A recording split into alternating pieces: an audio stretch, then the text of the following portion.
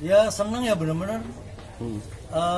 Ya tadinya saya pikir akan agak kaku ya, lama nggak ketemu. Tapi begitu lihat muka aja kayak lihat Mbak Anton seger gitu. Mbak Jani podo ngomongnya karo aku wis mulai ya. Ya seneng aja kayak ketemu beneran sedulur suwi. Mungkin kedepannya Pak untuk ikut membantu Kabupaten Blora gimana Pak? Mungkin ada rencana mungkin bangun pabrik lagi atau gimana? Ya kalau saya fokus pabrik dulu ya. Jadi kalau satu pabrik kan kira-kira kalau satu pabrik kayak GMM kan karyawan katakanlah sekitar 1.000 apalagi kalau lagi giling ya. Tapi di lapangan kalau lahan 5.000 hektar yang kerja 10 paling nggak berarti 50.000 orang yang kerja. Kalau bisa ada 2 pabrik berarti 2 kali lipat. Nah kalau ada turunannya, ada pabrik pupuk, ada pabrik yang lain-lain, Blora akan bisa sama majunya dengan kabupaten lain. Bang, Anda melihat pabrik GM sekarang seperti apa gitu mungkin? GM sekarang setelah Anda tinggal mungkin seperti GM apa? sekarang terus terang udah lama nggak lihat. Jadi terakhir saya ke sana mau masuk nggak boleh juga. Nggak boleh. Jadi nggak tahu tapi ya kalau dengar dari WA apa feeling belum nggak sampai 2 bulan kurang bagus ya. Itu kan 4 bulan. Bakal menyelamatkan lagi gitu mungkin Pak?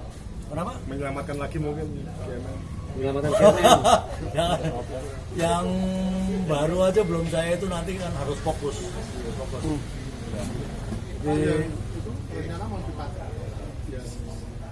Pos Ngancar tetap akan jadi bengkelnya. Saya tuh ya saking merasa hutang sama Blora. Jadi waktu dapat keagenan barang plastik itu yang lembaran-lembaran plastik. Itu logikanya saya harus bangunnya di Cikarang karena customernya banyak di sana. Tapi saya bangun di Pos Ngancar tuh. Jadi supaya mereka juga kan ada pengalaman bisa training waktu itu pergi ke Thailand. Itu kan teknologi baru, teknologi tinggi. Tetapi terus terang jadi kesulitan transportasi kita. Tapi ya dapat proyek lumayan beberapa dikit-dikit. Yang penting ada kerjaan. Pak Kamar, rencana di Kemadu itu nampung berapa tebu Pak? TCD-nya 2.000 sampai 2.500. Jadi separohnya GMM. Jadi bayangkan separuhnya GMM aja ukuran pabriknya. Kan GMM itu 53 hektar. Ya. Kami 20 hektar maksimal pabriknya. Pertama setelah bangun pabrik nanti di Blora, tadi masyarakat menginginkan Pak Tama jadi bapaknya orang Blora, ini seperti apa Pak? Tanggapannya Pak? Lo saya ini dereng dah. Tadi kan udah saya jawab ya, jadi fokus dulu pabrik gula aja. Kalau jalan hidup orang ya nggak pernah tahu, ya kan. Ya namanya apa itu kan politik ya bukan bisnis ya. Kalau itu saya ngalir aja. Atau mungkin mau mengusung salah satu kader muda. Bukan mau, dari dulu udah saya usung terus ya. Saya usung. Gitu. Ya, Kalau melihat kepemimpinan Pak Arief sekarang seperti apa gitu Pak? Kamu melihat dari jauh mungkin seperti apa gitu? nggak berani komentar karena nggak tahu ya. Tapi saya lihat jalan bagus ya sekarang, nggak separah dulu gitu. Soal investasi mungkin. Investasi kayaknya belum ada. Belum ada iya. Cuma manas-manasi aku karo Pak Buah. Siap. Cukup? Petani tebu ya luasnya ada sekitar 4.000 hektar dan saya rasa lebih dari 5.000 orang yang bekerja, mulai dari pertanian, yang mencangkul, yang memanen, sopir truk dan juga di pabrik ya. Jadi saya rasa orang yang berjasa juga dalam konteks perekonomian Blora melalui pabrik gula dan juga pertanian khususnya petani tebu. Itu yang pertama. Yang kedua sebagai sahabat, kawan baik, sedulur ya tadi sampaikan juga kita undang semua petani. Hari ini fokusnya adalah temu kangen Pak Kamajaya dengan petani tebu Kabupaten Blora. Karena beliau mau bangun pabrik di Rembang dan sedang proses di sekitar Kemadu, Sulang ya, di sekitar situ, dan jaraknya tidak terlalu jauh dari Blora, sehingga tentunya perlu sinergitas antara pengusaha dengan petani.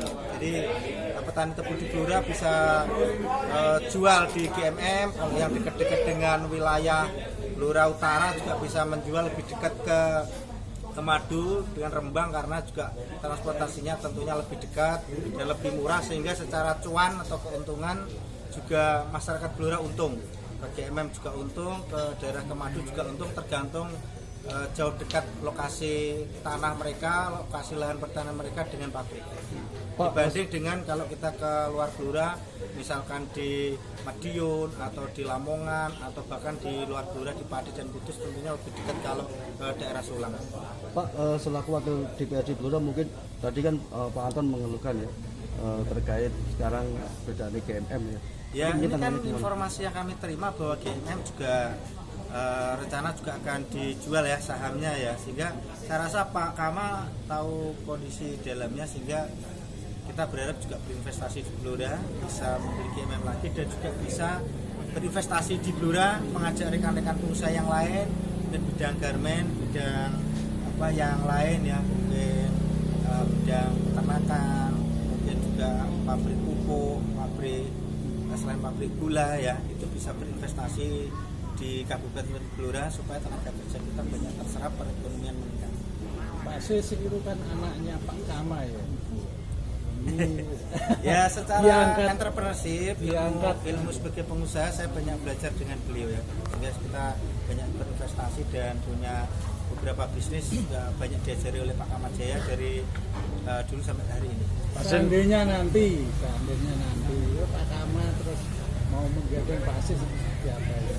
Kalau perihal pilkada, Partai Golkar sekali lagi saya sampaikan belum berpikir sampai detik ini ya, karena kemarin baru rapat di Golkar Provinsi fokus pada penyelesaian pembagian kursi 20 Maret 2024 ini, sehingga kita belum ada rapat membahas pilkada baik di Blora maupun di provinsi maupun di pusat. Kalau sudah ada nanti kami kabari. Tapi siap ya Pak ya? Ya, kita belum ditanya oleh atasan kita sehingga belum bisa menjawab. Kalau pileg saat ini seperti apa Pak?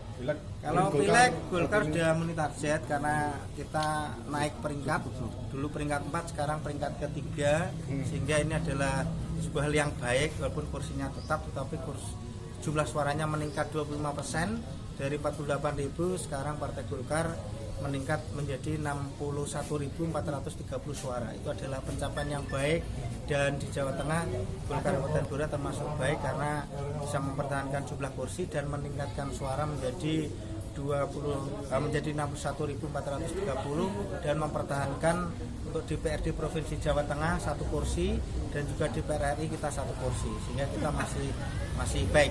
Pasti nanti kalau misalnya terpilih jadi orang nomor 1 di Blora, itu gimana sulitnya masuknya investor Pak? Ya, kita belum bahas pilkada ya. Nanti kalau sudah ada perintah Investor dari sulit pusat, masuk di dan Blora, jadwal kan belum keluar ya. Walaupun KPU sudah ada tahapannya, 27 November adalah hari pemungutan suara untuk pilkada, tapi Partai Golkar belum ada rapat untuk itu. Caleg yang sudah lolos atau mau pindah jadi Kalau nanti siapa? hari ini yang dari Golkar kan saya sendiri dan Pak Haji Supardi dari Dapil 1, Pak Insinyur Siswanto dari Dapil 2, Pak Medi Usmanto dari Dapil 3, dan Dapil 4 ada Mbak Galuh ya dari Kedung Wungu. Sudah? Oke. Terima kasih Pak.